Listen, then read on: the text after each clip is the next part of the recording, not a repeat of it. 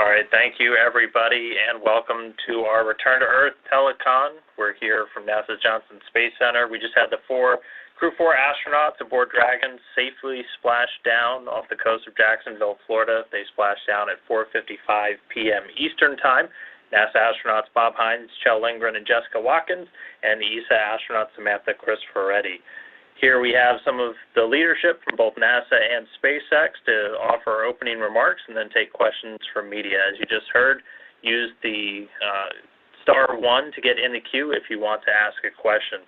Joining us today, we have Steve Stitch, manager of the Commercial Crew Program from NASA's Kennedy Space Center in Florida, Joel Montalbano, manager of the International Space Station Program here at NASA's Johnson Space Center in Houston, and Sarah Walker, director of Dragon Mission Management at SpaceX. So as I mentioned, we'll do opening remarks, and then we'll go over to questions. And with that, I will hand it over to Steve.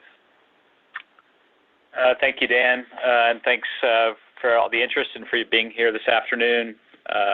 Super exciting time, a lot of smiles in the control center when I left.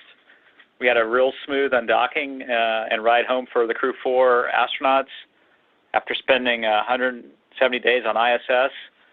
The whole undock, back away from the space station, the deorbit entry and landing were all very nominal, as was the recovery. The entire team did a great job. It was our shortest return to date from undock to landing, just under 5 hours.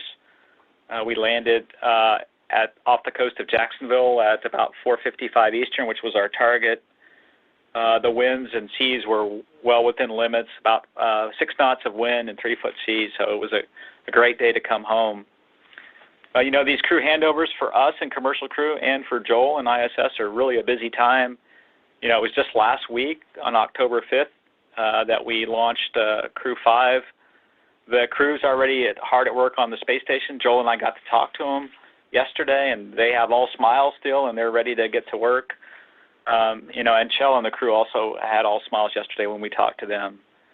I know these missions may seem easy, but they're really pretty challenging, and, you know, can't thank our teams for all the hard work, the dedication, and the diligence required to make sure everything's right and ready to go for the missions. The crew's doing great. They got out of the vehicle, and they were smiling when they came out. They'll come back to Houston here tonight, except for Samantha. She'll board a plane and go to Europe. I know they're all excited to be home and see their families based on the conversations that we've had with them. You know, weather was a big challenge this week. Probably the first time we've experienced dealing with cold fronts. We set up for the opportunity on Wednesday to Tampa to try to come home, and we couldn't get comfortable with that opportunity because of precipitation ahead of the front that came through Florida. Yesterday, we made a really good run at landing at Tallahassee. We knew it would be a little bit difficult. The cold front had passed through, and we thought we wouldn't have any precip or high winds, and we just really couldn't get comfortable with the winds at landing, and so we took it down pretty close, and we decided to wave off before we got through depressing the vestibule and using some of the ISS consumables. You know, today we set up for the landing at Jacksonville, and the weather predictions were very, very good, and they held firm all day and allowed us to land safely today. So we really huge thanks to our weather team here in Houston and also at the 45th Space Wing. Just overall, a big thanks to the NASA team, the SpaceX team, our international partners, and the other agencies that we work with, including the U.S. Coast Guard, who provides protection for the landing, the U.S. Navy that provided some support for crew rescue for the Crew-5 launch, the U.S. Air Force Detachment 3, who's been doing rescue for us through the Commercial Crew Program, the FAA, the FCC, and all the other agencies involved. A huge thank you. It was a great day today, and now I'll hand it over to Joel. Hey, thank you, Steve, and thank you, everyone, for joining us today. It is awesome to have 4 humans back on Earth following just a fantastic expedition. As Steve mentioned, 170 days on the International Space Station, completing just over 2,700 orbits and traveling over 72 million miles, completing over 250 investigations in the areas of human research, technology demonstrations that we'll need for exploration, as well as completing some of our low Earth orbit commercialization activities. This crew saw the arrival of 5 visiting vehicles and the departure of 6 visiting vehicles. And as we talked about, had an awesome handover with Frank Rubio and the Crew-5 team. And really, when we talked to them yesterday, the smiles on their faces, the Crew-4 guys were just as excited as they were yesterday, as we saw on day 1 of their mission, and we expect the same from Crew-5.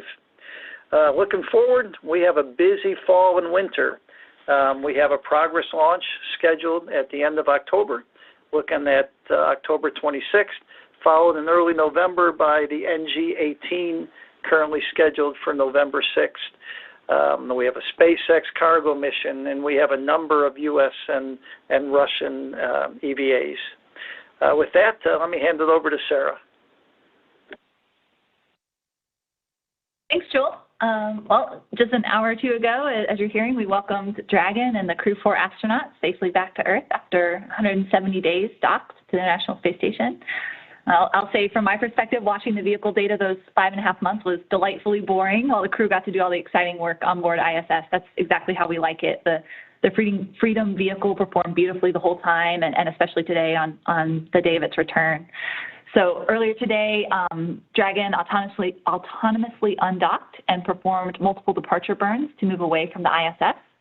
And then over the next 5.5 hours or so, it continued its return to Earth. It successfully jettisoned its trunk and closed the nose cone prior to the final deorbit burn. This was actually the fastest return we've done on a crew mission, but on any mission to date, about 5.5 hours. Dragon's reentry into Earth's atmosphere and splashdown was nominal, including the deployment of all 4 main parachutes. And we're just happy to welcome the Crew-4 astronauts home to their family and friends. As always, we stay vigilant and we review all the data from every mission, this mission too.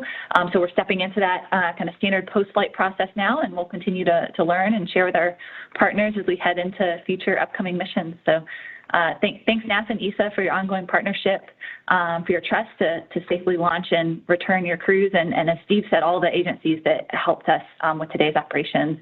And maybe I'll just end with a personal story. So yesterday I was over at the SpaceX daycare where my 3 youngest children are, and I noticed 2 photos of the Crew-4 crew that were hung proudly in the infant classroom. They're about a foot off the ground, and they're well crinkled from frequent handling.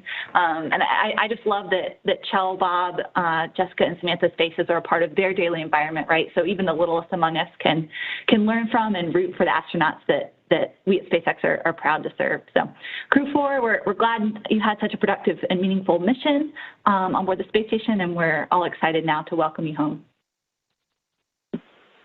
All right, thank you, Sarah. With that, we'll start our Q&A section. Again, reminder, if you want to ask a question, press *1 to get into the queue. All right, next up, we have Marvin Marshall with the Nighttime News Space Report. Marvin? Hi, my name is Marvin Marshall from the Nighttime News Space Report here on Twitch.tv. And now my question is for anyone who might know this. Are there any reports on first meals that were aboard Megan today for the crew? And do you guys know if the astronauts will get to see the Falcon 9 launch tonight if the plan holds? And thank you again. A huge congrats to SpaceX, NASA, ESA on another successful commercial crew mission. Yeah. Unfortunately, this is Steve. I don't know what they're going to eat on Megan. What their typical protocol is to be flown off the ship back to the Jacksonville airport, and then one of the first things that's done there is a series of what's called baseline data collections. And so what we're trying to learn from this baseline data collection is how the crew adapts from 0G back to Earth's gravity. And this is going to help us out as we talk about missions to the moon and Mars, is how the body readapts after a long period of time on another planet. And so that's one of the first things that happen. And then the plan for the crew after that is obviously to come back here to Houston, and then Samantha will fly in a plane to Europe. So unfortunately, I think they're going to miss the Falcon 9 launch tonight, but I know they'll be excited to be back here in Houston and start to do their recuperation and spend time with their families. All right. We'll do one more follow-up from Marvin at Nighttime News Space Report, and then we'll call it a day. Marvin? Hi, thank you again. Marvin Marshall here, again from the Nighttime News Space Report.